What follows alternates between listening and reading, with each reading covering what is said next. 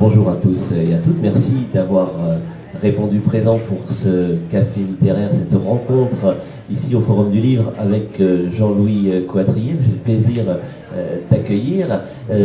Nous allons pouvoir avec vous, Jean-Louis, évoquer votre dernier ouvrage qui est paru il y a quelques semaines maintenant aux éditions de la Part Commune, maison d'édition rennaise que je pense vous connaissez et appréciez. Et votre roman, puisque c'en est un, s'intitule « Qui de nous deux sera l'autre ?» Alors un titre un peu énigmatique, on y reviendra tout à l'heure. Je ne vais pas déflorer le sujet de votre roman, mais je vais peut-être vous présenter un petit peu pour celles et ceux qui ne vous connaîtraient pas. Et vous allez voir qu'à travers l'itinéraire à la fois professionnel et littéraire de Jean-Louis Coatrieu, eh bien, il y a quelques indices pour comprendre le sujet de son roman « Qui de nous deux sera l'autre ?» qu'il vient donc de publier. Je ne me suis pas présenté auprès de vous, je suis Xavier de Bontride, je suis journaliste rennais, j'ai été le rédacteur en chef de la revue Place Publique à Rennes, qui nous a donné l'occasion de nous connaître, cher Jean-Louis, puisque nous avions à plusieurs reprises chroniqué vos ouvrages, et puis vous aviez également signé une rubrique dans un texte pour notre rubrique Rennes des écrivains, voilà, il y a 2 ans. Vous dire qu'effectivement, on a face à nous un homme qui apporte la preuve vivante qu'un même homme peut avoir plusieurs vies. Je vais m'expliquer.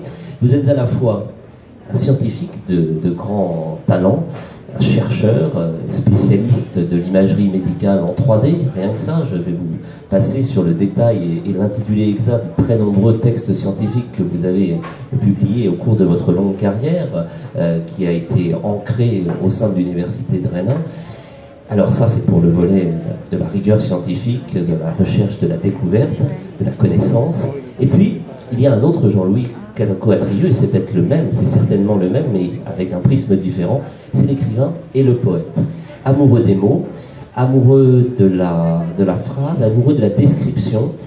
Vous aimez, depuis déjà plusieurs années, puisque je crois que ça doit être le 12 ou 13e ouvrage que vous avez publié, et je sais qu'il y en a 2 autres ou 3 autres qui n'attendent plus que la presse pour sortir. Donc vous êtes un auteur prolifique, avec peut-être pour caractériser votre style, je le disais, ce souci de l'évocation, du voyage. Le voyage occupe une part importante dans votre œuvre. Vous êtes à la fois très attaché à un territoire que nous connaissons bien ici, qui est la Bretagne, qui est Rennes aussi, avec, on y reviendra certainement dans notre échange, un lien fort avec cette Bretagne rurale, cette Bretagne des petits chemins, et il n'y a pas de nostalgie quand je dis ça, c'est une description très sensible que vous exprimez. Et puis aussi le grand large qui peut aller du côté de l'Amérique latine, du Chili, qui est un pays dont on va d'ailleurs parler dans ce livre, mais aussi la Chine, puisque un de vos précédents textes, je ne sais pas si on peut le qualifier de roman, le précédent, Les Nouvelles de Chine, Xiaoling, c'était les nouvelles, des histoires courtes qui se déroulent en Chine et qui parlent de la Chine. Voilà, pour dresser très rapidement un portrait très éclectique finalement de votre curiosité insatiable. Et justement, je disais, un homme peut avoir plusieurs vies. Dans ce roman, et c'est une première clé peut-être autour du titre que vous avez choisi, il y a une question de gémellité. Vous mettez en scène deux frères qui sont des frères jumeaux. Il y a Paul et il y a René. Et il y en a un, c'est un peu vous dans l'un et dans l'autre. Il y en a un qui est scientifique et l'autre qui est littéraire. Commode comme artifice littéraire, ça, pour parler de ce qu'on aime. Oui, non, mais bon, c'était aussi.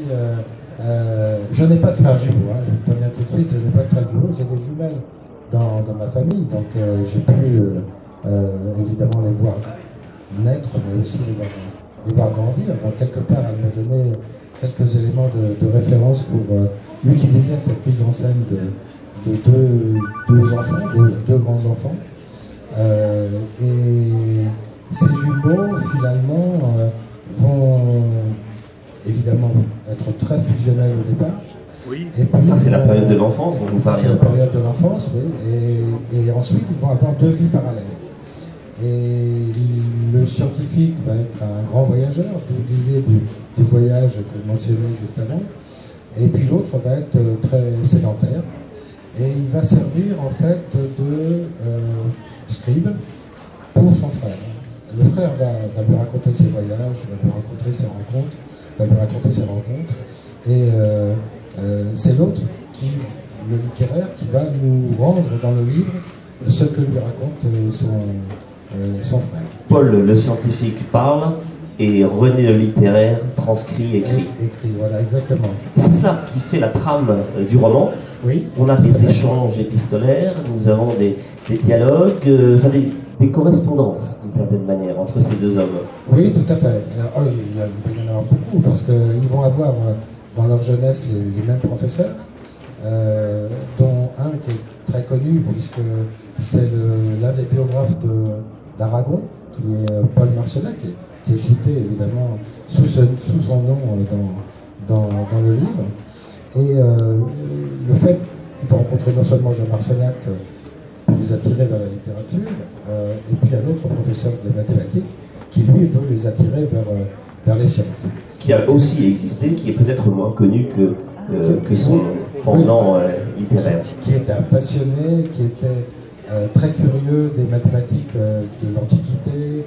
Donc on revient à travers lui sur l'histoire des mathématiques en arabe, dans les pays arabes, en Chine aussi. Et donc c'est cette rencontre de deux professeurs qui va quand même orienter largement leur vie ensuite, et qui va les faire avoir deux vies parallèles. Ils vont choisir l'un et l'autre, l'une et l'autre de ces grandes disciplines. Alors, comme on dit au cinéma, toute ressemblance avec des personnes ayant existé serait, etc. Quand même, Jean-Louis Coatrieux, pour que l'on comprenne bien, vous avez vous-même expérimenté cette entrée, j'allais dire, dans la carrière, sous l'ombre tutélaire d'un maître? Alors, je ne sais pas si... sans doute que les deux... Ils sont pluriels chez vous, je sais qu'il y a eu beaucoup d'influence. Je crois qu'il faut le... Alors, bon, il y a les grands noms de la littérature, je crois que comme tout le monde, j'ai lu quand j'étais enfant... etc.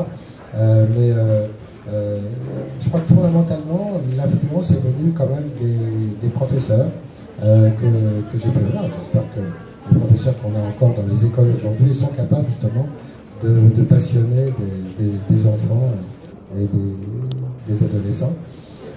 Et puis bon, c'est un livre de rencontre aussi, hein, donc en dehors de ces deux maîtres du départ. Alors voilà, on va s'attarder un instant sur toutes ces figures que l'on rencontre au travers des pages que vous nous proposez. Il y a des noms qui résonnent singulièrement aussi ici, en Bretagne, à Rennes. Il y a des écrivains, on pense à Le Guillou, on pense à Paul Keinec, on pense à des gens comme ça, que vous avez connus. Alors, certains d'entre eux. Philippe Le Guillou, non, parce que il était parti de Rennes, comme moi je suis... Enfin, plutôt. Donc j'étais parti de Rennes quand il était dans sa période d'internat ici. Et c'est vrai qu'il a fait un tableau de Rennes qui était assez sombre finalement, alors que moi j'ai pu connaître une période de bouillonnement complet. Au début des années 70. Avec des écoles qui étaient très différentes les unes des autres, des écoles de pensée, des écoles d'écriture qui étaient très différentes les unes des autres. Il y avait le grand flux de l'époque avec Paul Keinec, avec la revue Bretagne en particulier. Il y avait aussi Christian Prigent, qui est un des grands noms de la littérature bretonne, même s'il n'est peut-être pas aussi connu que ceux qui ont porté comme Keinec le discours de la Bretagne. Il y avait aussi d'autres poètes comme Claude Vaillant, et puis bon, il y avait mon ami Marianne Otero aussi, qui a été pour moi quelque chose d'assez exceptionnel, hein, d'un point de vue et qui vous fait l'amitié d'être présent avec nous aujourd'hui. Qui est là aujourd'hui. Donc Rennes a représenté, et représente toujours pour moi, un endroit où on peut faire beaucoup de choses intéressantes, rencontrer beaucoup de gens aussi. Vous aviez d'ailleurs publié en 2014 dans Place Publique un texte original dont on retrouve d'une certaine manière un passage, je crois, dans votre chapitre 18, si j'ai bien lu, qui exprimait tout ce bouillonnement que vous aviez vécu à Rennes au début des années 70, avec les noms des personnalités que vous venez de citer. Ça déménageait, dites donc, à l'époque. Il y avait du débat d'idées, ça fumait beaucoup et ça parlait fort. Absolument. En plus, il y avait des... C'était non seulement à travers la littérature, mais il y avait des prises de position politiques aussi qui étaient très différentes. Il ne faut pas oublier qu'on n'était pas loin des années 60. De mai 68 était passé par là. Revenons au roman qui de nous deux sera l'autre. Comment finalement ce dialogue va se nourrir? Parce qu'au début on voit bien que c'est pas si évident que ça de reprendre langue, et même si on est jumeaux, il y a quand même beaucoup de choses qui peuvent séparer au-delà des apparences. Et puis à la fin, on voit bien qu'ils sont beaucoup plus proches, ils sont transformés par cette aventure. Oui, bien sûr, oui, tout à fait. Non, je crois même s'il y a une distance entre eux, qui vient du fait que l'un va être emporté dans des conférences internationales, etc. Et l'autre plus résident à Rennes quand même, hein, parce qu'il est à Rennes. Je crois qu'ils vont maintenir ce dialogue. Alors ils vont avoir aussi des vies très, très différentes. L'un va être marié, il va avoir des enfants, l'autre n'en aura pas. Il vivra d'une certaine manière l'amour à travers son frère. Hein. C'est une réflexion sur la vie aussi, c'est une réflexion sur la relation humaine, la relation fraternelle bien sûr, mais la relation humaine plus généralement. Oui, bien sûr, bien sûr. Je crois que cette humanité très forte, très marquée chez moi, qu'elle s'exprime à travers des pays différents ou des civilisations différentes. Je crois qu'il y a toujours ce lien très très fort, un lien humaniste. Ouais. Et alors, on le voit à travers ce que nous raconte le scientifique, Paul, vous en profitez, vous l'auteur, pour glisser justement pour des notions scientifiques, on retrouve des sujets qui vous sont chers, comme ça, mine de rien, vous contribuez à notre érudition d'une certaine manière. Ah, je ne sais pas si je vais contribuer à votre érudition. En tout cas, vous ouvrez la curiosité sur ces sujets-là.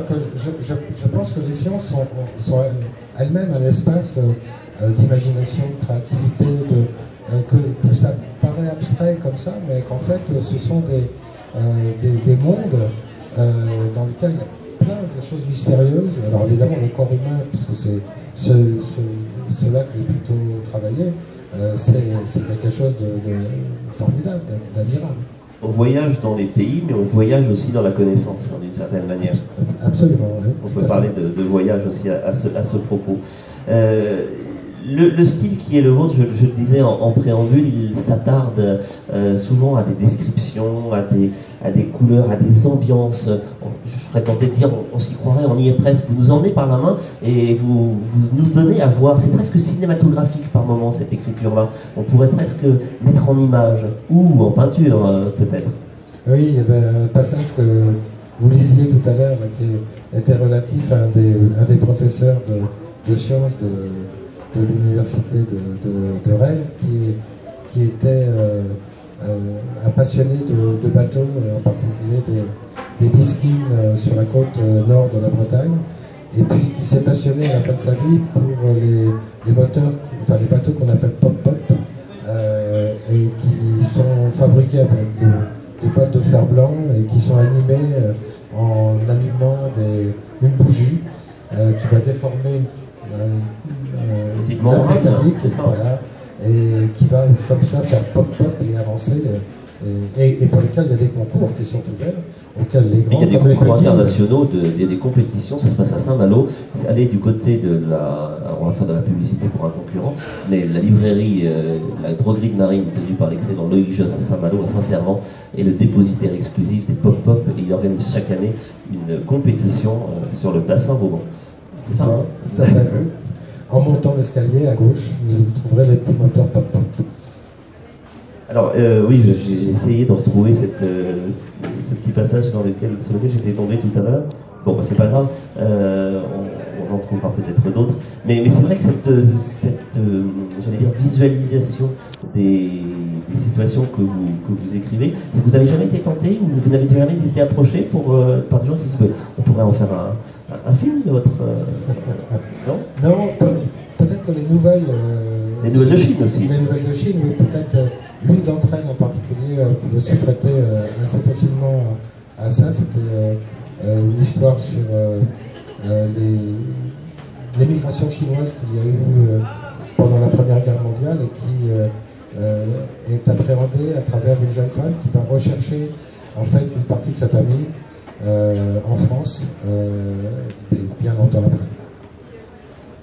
Alors, je le disais aussi tout à l'heure, vous avez dans votre vie professionnelle et d'écrivain une manière de faire alterner les sujets, puisque vous continuez à avoir une production scientifique, vous continuez d'écrire de manière collective, parce que la science, ça se fait souvent à plusieurs, hein, je crois, des contributions, des analyses scientifiques dans des revues dont c'est la vocation, et puis en même temps, bien, vous nous offrez des ouvrages, des romans, des poèmes. On n'a pas parlé de cette dimension-là aussi qui vous habite. D'ailleurs, par moments, il y a des passages qui sont clairement dans cette veine-là aussi, dans ce roman.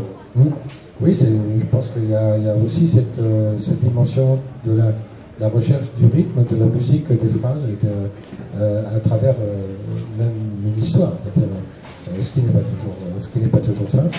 Mais oui, la dimension poétique, elle est très très forte. Alors pour revenir à la science, c'est en fait une double respiration aussi. On parlait de double vie tout à l'heure. Le fait de basculer de temps en temps des sciences vers la littérature, c'est une manière de respirer un peu mieux. Alors, on a envie de connaître vos secrets de fabrication, ou votre rigueur d'écriture. Comment Jean-Louis Coatrieux travaille-t-il? Est-ce qu'il y a une sorte de rite dans votre manière d'écrire, alternativement les aspects scientifiques, les aspects de création littéraire? Vous travaillez plutôt le matin, plutôt le soir, tout le temps? Comment ça se passe? Je crois que quand on a un métier de chercheur déjà, je crois qu'on apprend à travailler de manière intensive et qu'il y a des moments du matin au soir qui peuvent être utilisés pour ça. Je crois que... Dans une même journée, il peut y avoir les deux moments ou pas? Oui. Dans la même journée? Oui. Ah oui, absolument. Il peut y avoir... ah oui, il y en a besoin, et d'autres moments, heureusement. Il y a cette alternance, oui, effectivement, dans la même journée, de phases d'écriture et de phases de travail sur des papiers, sur des articles scientifiques. Là, j'ai beaucoup plus de liberté aujourd'hui que j'ai pu en avoir auparavant, parce que là, je suis détaché des affaires courantes, je dirais, du papier de la recherche. Donc, beaucoup plus facile aujourd'hui. Alors, votre actualité littéraire va se poursuivre. On est déjà en train de parler de la suite, puisque pour la période de Rue des Livres qui se tient traditionnellement début mars, hein, donc prochain rendez-vous mars 2017, il y aura une nouvelle publication, c'est bien ça? Oui, il va y avoir un ouvrage sur Aléro Carpentier, avec quelques dessins de Marie Thérault, d'ailleurs. Il faut peut-être nous préciser qui est cet auteur. Aléro Carpentier est un des très très grands auteurs sud-américains. C'est lui qui a introduit ce qu'on a appelé le réel magique ou le réalisme merveilleux. Un auteur cubain, on l'appelle. C'est un auteur cubain. Et donc le royaume de ce monde, le partage des eaux. Ils ne vont pas revenir forcément comme ça. Peut-être injustement connu Non, je pense qu'il a... À une époque, mais aujourd'hui on a un petit peu oublié. Oui, peut-être dans les lectures d'aujourd'hui, il est peut-être un petit peu absent. Vous allez le réhabiliter en quelque sorte? Je n'aurais pas l'ambition de le faire. Non, mais là, c'est une histoire intéressante aussi, toujours des aventures humaines en fait, puisque il a dit, il avait confié depuis très très longtemps, et il répétait dans ses entretiens, qu'il avait des parents bretons. Et donc ça m'avait interpellé, et je n'avais jamais réussi en fait à faire le lien avec ce qu'il disait et la réalité. Donc vous avez mené l'enquête? Voilà, j'ai mené l'enquête et puis finalement, oui, je peux vous assurer aujourd'hui qu'à l'époque Carpentier a bien une origine bretonne et même brestoise. Brestoise, c'est là que tu fais donc, partie. voilà, le livre va raconter cette enquête. Et bon, Carpentier, pour ceux qui sont sensibles à la littérature de langue espagnole et aux pays latino-américains, c'est une grande figure de la littérature. À mon sens, il aurait pu être un prix Nobel. Il est mort tout simplement un petit peu trop tôt.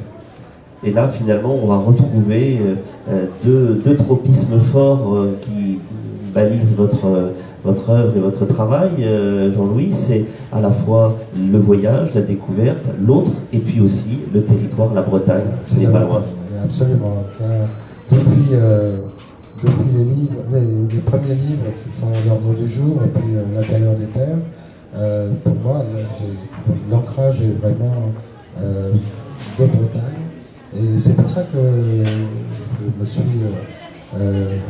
intéressé à la revue La Bretagne Monde, puisque c'est... Donc vous êtes membre du comité de rédaction, il faut préciser. Donc qui est vraiment dans cette logique-là d'ouverture vers le monde, et en même temps d'un enracinement dans ce monde. Voilà, ce n'est pas une Bretagne refermée sur elle-même, au contraire, elle est ouverte et elle rayonne très, très largement. Je me tourne vers vous, peut-être souhaitez-vous à votre tour pouvoir engager le dialogue avec Jean-Louis Coatrieux, à la fois sur ce dernier ouvrage, et puis plus généralement aussi sur l'ensemble de son travail et de ses nombreux écrits. C'est le moment, il suffit de vous manifester. Je pense que le fil va être assez long pour que je vienne jusqu'à vous. Le micro sert aussi à enregistrer, puisque notre échange est filmé pour pouvoir diffuser au-delà de cette journée notre échange. Qui souhaite intervenir? Bon, nous avons la présence de Mariano Otero, de Georges Guiton. Georges. Juste une question pour relancer peut-être le débat. Ce serait vous interroger sur le rapport entre la fiction et la réalité dans ce livre qui est intitulé Roman, donc qui appartient au monde de la fiction. Pour faire bref, c'est inventé, et d'un autre côté, on sent très bien que c'est bien vous qui vous exprimez et qui exprimez ce qu'a été votre vie, votre itinéraire, votre démarche intellectuelle et artistique. Alors, comment vous articulez tout ça? Comment vous faites la part des choses et qu'est-ce qu'on doit en penser finalement de ce mélange de réel et de fiction? Alors, on peut toujours discuter des degrés d'invention par rapport à ceux qui aient le vécu. Là, il est clair que dans ce livre-là, il y a beaucoup de moi, plus que certainement dans les précédents. Là où la rivière se repose, par exemple, qui était un roman, c'était, même s'il y a toujours des éléments biographiques, hein, de toute façon. Il y a toujours des lieux où nous sommes allés, il y a toujours des moments dont nous nous rappelons, qui reviennent forcément à un moment donné dans les images, dans le dialogue, dans les rencontres, etc. Donc celui-là, certainement, il avait pour moi une vocation de montrer qu'on pouvait aborder le monde, tenter de découvrir le monde, de tenter de se comprendre par deux facettes qui sont a priori complètement séparées et qui peuvent chacune donner une coloration particulière à la vie et qui, peut-être, parfois, dans des individus, je crois que ça existe quand même, peuvent se rencontrer et s'unir. Donc c'était aussi de montrer qu'il n'y a pas de frontières, qu'on peut franchir ces frontières dès lors qu'on veut aller vers l'autre et vers d'autres mondes que celui qu'on maîtrise, par exemple. Et que là, pareil, la curiosité, l'envie, la passion peuvent aider à parcourir des chemins qui sont totalement nouveaux et très riches. Donc c'est aussi tout ça, à travers ce livre, que je voulais montrer. C'est-à-dire qu'il n'y avait pas justement de barrière infranchissable. D'autres questions de votre part? Peut-être une question encore en rebond de la réponse que vous venez de faire. Quand vous écrivez, est-ce que vous imaginez le ou la lectrice qui va découvrir? Est-ce que vous pensez à quelqu'un en particulier? Est-ce que vous souhaitez peut-être toucher certaines personnes? C'est une histoire, évidemment. On souhaite tout le temps que celui qui va la lire va l'apprendre aussi et la faire vivre lui-même à travers ce qu'on a pu construire comme image, ce qu'on a pu construire comme dialogue, etc. Et c'est un exercice très difficile. Je discutais hier avec Albert Bensoussan, qui est quelqu'un qui est très connu aussi à Rennes, qui a traduit le prix Nobel d'Horace Le Saint. Et qui a écrit aussi plusieurs ouvrages sous son nom. Qui est lui-même écrivain. Et il me disait que ce qu'il aimait, finalement, dans les livres de la rentrée littéraire de cette année, il me disait qu'il n'avait pas trouvé vraiment des choses qui l'avaient passionné, intéressé. Et ce qu'il attendait de la littérature, c'est qu'on lui raconte des histoires. Et donc voilà, donc c'est aussi... alors c'est pas toujours, ça n'a pas été le cas de tous les livres, hein, parce qu'il y a des livres qui s'apparentaient plus à, je dirais, des papiers collés, un peu dans le style Georges Perros. Mais le fait de raconter des histoires, effectivement, c'est quand même pour faire vivre au lecteur quelque chose qu'il peut partager et qui peut le passionner. Alors, il y a des gens qui vous connaissent aussi avec votre casquette de scientifique, c'est la communauté scientifique, les universitaires, les chercheurs avec lesquels vous partagez le temps.